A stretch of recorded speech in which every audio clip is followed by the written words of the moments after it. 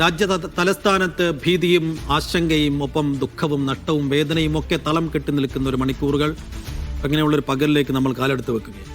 Yes, അതിലേറ്റവും പ്രധാനപ്പെട്ടത് എങ്ങനെ ഈ സ്ഫോടനം നടന്നു, ആരാണ് ഈ സ്ഫോടനത്തിന് പിന്നിൽ, എന്താണ് ഈ ലക്ഷ്യം, ഈ സ്ഫോടനത്തിന്റെ ലക്ഷ്യം, ആരെയാണ് ലക്ഷ്യമിട്ടത് തുടങ്ങിയ കാര്യങ്ങളിലാണ് ഇനിയൊരു വ്യക്തത വരേണ്ടത്. അത് കേന്ദ്രീകരിച്ചുള്ള അന്വേഷണമാണ് ഇപ്പോൾ ഡൽഹിയിൽ പുരോഗമിക്കുന്നത്. ഫോറൻസിക് വിദഗ്ധരടക്കം രാവിലെ തന്നെ സ്ഥലത്തെത്തി പരിശോധനകൾ തുടരുകയാണ്. ഇത് സംബന്ധിച്ച് വളരെ കുറച്ച് വിവരങ്ങൾ മാത്രമേ ഇപ്പോൾ പുറത്തു വരുന്നുള്ളൂ. കാറിന്റെ ഉടമയെ കസ്റ്റഡിയിലാണ് എന്നുള്ള കാര്യങ്ങൾ ഇന്നലെ തന്നെ പുറത്തു വന്നിരുന്നു. അതിനപ്പുറത്തേക്ക് കൂടുതൽ ആളുകൾ കസ്റ്റഡിയിലുണ്ടോ, ആരിലേക്ക് അന്വേഷണം നീങ്ങുന്നു തുടങ്ങിയ കാര്യങ്ങളിലൊന്നും ഒരു വ്യക്തത വരുന്നില്ല. അന്വേഷണ സംഘത്തിൽ തന്നെ അതുമായി ബന്ധപ്പെട്ട് കൂടുതൽ ആളുകളിലേക്ക് എത്തിയിട്ടുണ്ട് തുടങ്ങിയ സൂചനകൾ മാത്രമാണ് ഇപ്പോൾ പുറത്തു വരുന്നത്. സ്വാഭാവികമായിട്ടും ഇനി അത്തരം കാര്യങ്ങളിലേക്കാണ് അന്വേഷണം കേന്ദ്രീകരിക്കുന്നത്. എന്തൊക്കെ വിവരങ്ങൾ ഈ അന്വേഷണ ഏജൻസിക്ക് ഇതിനകം ലഭിച്ചു എന്നുള്ളത് തന്നെയാണ് അറിയാനുള്ളത്. തീർത്തും അപ്രതീക്ഷിതമായി ഉണ്ടായ ഒരു സ്ഫോടനം. വൈകുന്നേരം 6:55 ഒരു കാറ് പൊട്ടിത്തെറിക്കുന്നത്. ആ സമയം ഭീകരമായ ശബ്ദത്തോടുകൂടി ഇപ്പോൾ ദൃക്സാക്ഷികളൊക്കെ പറയുന്നത് ഒരു ഭൂമികുലുക്കം പോലെയാണ് ഞങ്ങൾക്ക് തോന്നിയത് എന്നാണ്. അത്ര വലിയൊരു സ്ഫോടനം സമീപകാലത്തൊന്നും ഡൽഹി സാക്ഷ്യം വഹിച്ചിട്ടില്ലാത്ത, ഡൽഹിയിൽ ആളുകൾക്ക് പരിചിതമല്ലാത്ത രീതിയിലുള്ള ഒരു അതിഭീകരമായ സ്ഫോടനം നടന്നതിന്റെ ഞെട്ടൽ ഇപ്പോഴും ഡൽഹിക്കാർ അതിൽ നിന്ന് മുക്തമായിട്ടില്ല. പ്രത്യേകിച്ച് രാജ്യ തലസ്ഥാനം എന്ന് പറയുമ്പോൾ അതിൽ ഡൽഹി നിവാസികൾ മാത്രമായിരിക്കില്ല, പല നാടുകളിൽ നിന്ന്, ഇന്ത്യയിലെ പല നാടുകളിൽ നിന്ന് വന്ന ആളുകൾ ഉണ്ടായിരിക്കും, മാത്രമല്ല സഞ്ചാരികൾ ഉണ്ടായിരിക്കും. അങ്ങനെയൊക്കെയുള്ള ഒരു ഇടത്താണ്, വളരെ ഡൽഹിയുടെ ഏറ്റവും പരമപ്രധാനമായൊരു ഏരിയയിലാണ് സ്ഫോടനം. 8 പേർ മരിച്ചു എന്നതാണ് ഇപ്പോൾ നമുക്ക് ലഭ്യമാകുന്ന വിവരങ്ങൾ. 20ഓളം പേർ ആശുപത്രിയിൽ ചികിത്സയിൽ.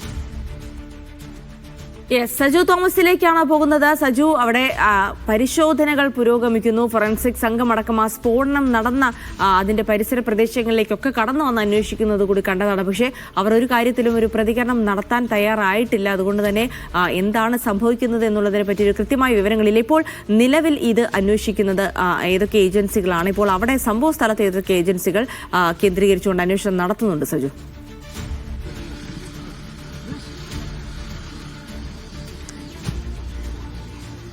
ജിൽസി സൈഫുദ്ദീൻ, ഇപ്പോൾ നമുക്ക് മനസ്സിലാക്കാൻ സാധിക്കുന്നത് നിലവിൽ ഫോറൻസിക് സംഘം, നമ്മളിപ്പോൾ ദൃശ്യങ്ങൾ കാണുന്ന ഫോറൻസിക് സംഘങ്ങൾ ഇവിടെ എത്തി ഉന്നത പോലീസ് ഉദ്യോഗസ്ഥരുമായി ചില കാര്യങ്ങൾ പങ്കുവെക്കുന്നതിന്റെ ദൃശ്യങ്ങളാണ് കാണുന്നത്.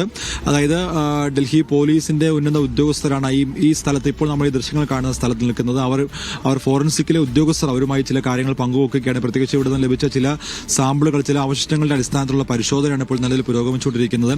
NSGയുടെയൊക്കെയും പരിശോധന നടക്കുന്നുണ്ട്. രാവിലെ തന്നെ ഈ സ്ഥലത്തിന് ചുമതല അല്ലെങ്കിൽ സുരക്ഷാ ചുമതല NSG ആണ് ഏറ്റെടുത്തിരിക്കുന്നത്. ഇന്നലെ തന്നെ NSGക്കാണ് കൈമാറിയത്. അപ്പോൾ തന്നെ രാവിലെ NSGയുടെ കമാൻഡോസ് ഇവിടേക്ക് എത്തിയിരുന്നു. അവരുടെ പ്രത്യേക അന്വേഷണ സംഘവും എത്തിയിരുന്നു.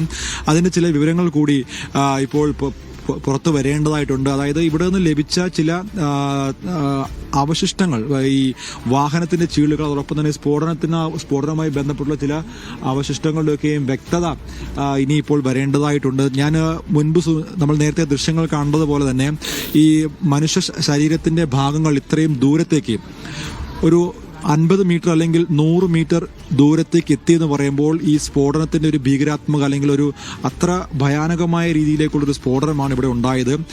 ഈ സ്ഫോടനം ഉണ്ടായ പ്രദേശം 4 വശവും വെള്ള തുണി കൊണ്ട് ബാരിക്കേഡ് പോലെ മറച്ചിരിക്കുകയാണ്. ഇതിൽ കൂടുതൽ വിവരങ്ങൾ നൽകേണ്ടത് അന്വേഷണ ഉദ്യോഗസ്ഥരും അന്വേഷണ സംഘങ്ങളുമാണ്. 8 പേരുടെ മരണമാണ് നിലവിൽ റിപ്പോർട്ട് ചെയ്തിരിക്കുന്നത്. നമ്മൾ ഈ ദൃശ്യങ്ങൾ കാണുന്ന ഇതൊരു ക്ഷേത്രമാണ്. ഈ ലാൽക്കില അല്ലെങ്കിൽ റെഡ് ഫോർട്ട് പരിസരത്തെ ക്ഷേത്രമാണ്. സാധാരണ എല്ലാ ദിവസവും നിരവധി ഭക്തർ ഇവിടേക്ക് എത്തുന്ന ഒരു ക്ഷേത്രമാണ്. അപ്പോൾ ഈ ക്ഷേത്രമുണ്ട്, തൊട്ടടുത്ത് തന്നെ വലിയൊരു മാർക്കറ്റുണ്ട്. ഈ മാർക്കറ്റ്, ക്ഷേത്രം, അതോടൊപ്പം തന്നെ നിരവധി സഞ്ചാരികൾ എത്തുന്ന റെഡ് ഫോർട്ട്. ഈ റെഡ് ഫോർട്ട് പരിസരത്ത് ഇത്തരം ഒരു സ്ഫോടനം, അതീവ സുരക്ഷാ മേഖലയായ ഈ സ്ഥലത്ത് ഒരു സ്ഫോടനം ഉണ്ടാകുമ്പോൾ കൃത്യമായിട്ട് അവിടെ പോലീസിന്റെ ഒക്കെ നിരീക്ഷണം ഉണ്ടാകേണ്ടതായിട്ടുണ്ട്. അപ്പോൾ അത്തരത്തിൽ എന്തെങ്കിലും സുരക്ഷാ വീഴ്ച ഉണ്ടായോ എന്നുള്ളതിലടക്കം വ്യക്തത വരേണ്ടതായിട്ടുണ്ട്. എന്തായാലും ഇപ്പോഴും അന്വേഷണം പുരോഗമിക്കുകയാണ്. ഈ ഫോറൻസിക് ഉദ്യോഗസ്ഥർ അവിടെ നിന്ന് ലഭിച്ച ചില വിവരങ്ങൾ അല്ലെങ്കിൽ ചില ചീളുകൾ, ചില വസ്തുക്കളുടെയൊക്കെ അടിസ്ഥാനത്തിൽ അന്വേഷണമാണ് ഇപ്പോൾ നടത്തിക്കൊണ്ടിരിക്കുന്നത്. കൂടുതൽ തെളിവുകൾ അവർക്ക് ലഭിക്കും അല്ലെങ്കിൽ ലഭിച്ചിട്ടുണ്ട്. അത് ഇപ്പോൾ ഉയർന്ന പോലീസ് ഉദ്യോഗസ്ഥരോട് വിശദീകരിക്കുകയാണ്. നേരത്തെ ഈ പുറത്തേക്ക് വന്ന് ചില സാധനങ്ങൾ ശേഖരിച്ച ഉദ്യോഗസ്ഥർ തന്നെയാണ് ഇപ്പോൾ ഈ മറു സൈഡിലേക്ക് വന്നിരിക്കുന്നത്. അതായത് ഈ സ്ഫോടനമുണ്ടായത് 50 മീറ്റർ പരിധിയോളം ശരീരാവശിഷ്ടങ്ങൾ അവശിഷ്ടങ്ങൾ അടക്കം ചിതറിയിരുന്നു അല്ലെങ്കിൽ ചിതറിത്തെറിച്ചിരുന്നു. അത് കേന്ദ്രീകരിച്ചുള്ള അന്വേഷണമാണ് ഇപ്പോൾ പ്രധാനമായിട്ടും നടന്നുകൊണ്ടിരിക്കുന്നത്. ഫോറൻസിക്കിന്റെ ഉയർന്ന ഉദ്യോഗസ്ഥർ ഡൽഹി പോലീസിലെ ഉദ്യോഗസ്ഥരുമായി സംസാരിക്കുകയാണ്. ഈ മാർക്കറ്റിനുള്ളിലേക്ക് ഈ വാഹനം എത്തിയതിന് ചില സൂചനകളടക്കം ലഭിച്ചിട്ടുണ്ട്. അതായത് മറ്റു ചില വാഹനങ്ങൾ കൂടി ഇതുമായി ബന്ധപ്പെട്ട് വന്നിട്ടുണ്ടോ എന്നുള്ള കാര്യത്തിൽ. അതുകൊണ്ടാണ് ഈ മാർക്കറ്റ് പരിസരത്തേക്ക് ഇപ്പോൾ ഈ ഉദ്യോഗസ്ഥർ പോകുന്നതിന്റെ ദൃശ്യങ്ങളാണ് ഇപ്പോൾ നമ്മൾ പങ്കുവെക്കുന്നത്. ഈ മാർക്കറ്റിനുള്ളിലേക്ക് ഈ മറ്റു ചില വാഹനങ്ങൾ സംശയാസ്പദമായിട്ടുള്ള എന്തെങ്കിലും കണ്ടെത്തിയിട്ടുണ്ടോ എന്ന് സംശയിക്കേണ്ടിയിരിക്കുന്നു. അതുകൊണ്ട് തന്നെയാണ് ഈ ഉദ്യോഗസ്ഥരും പോലീസ് അടക്കമുള്ളവർ ഇപ്പോൾ ഈ മാർക്കറ്റിനുള്ളിൽ ഈ ഭാഗത്തേക്ക് പരിശോധനയ്ക്കായി ഇപ്പോൾ നീങ്ങിയിരിക്കുന്നത്. എന്തായാലും വിവിധ ഏജൻസികളുടെ അന്വേഷണമാണ് ഇപ്പോൾ നടക്കുന്നത്. UAP അടക്കം ചുമത്തിയുള്ള അന്വേഷണം ഇപ്പോഴും പുരോഗമിക്കുകയാണ്.